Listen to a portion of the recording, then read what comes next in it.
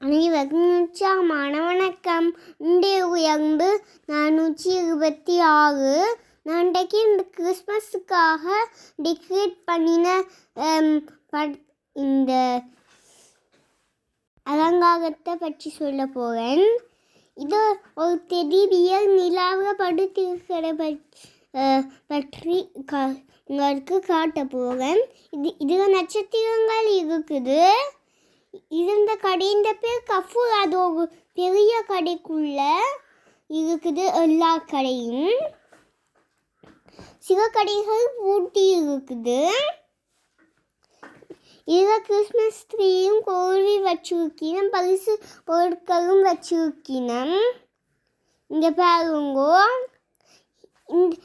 இங்கே பாருங்க, வேறு வேறு அலங்காரங்களை குழுவி வச்சிருக்கணும்.